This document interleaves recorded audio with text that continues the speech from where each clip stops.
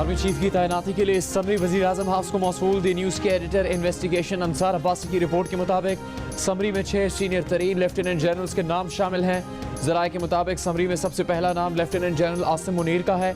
दीगर नामों में lieutenant general Sahir Shamshad Mirza, lieutenant general Azhar Abbas, lieutenant general Noman Mahmood, lieutenant general Faiz Hamid और लेफ्टिनेंट जनरल मोहम्मद आमिर के नाम शामिल।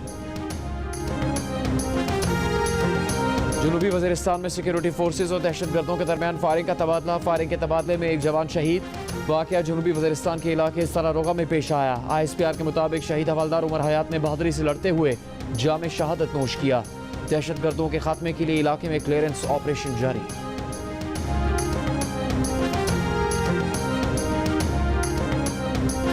और कराची के इलाके डिफेंस में पुलिस एहलकार के कत्ल का मुलजिम खुरम बैरून मुल्क फरार हो गया। मुलजिम गैर मुल्की एयरलाइन की परास से बरास्ता इस्तांबुल स्वीडन रवाना हुआ। मुलजिम के फरार के वक्त इमिग्रेशन काउंटर पर तस्वीर जियो न्यूज़ ने हासिल कर ली।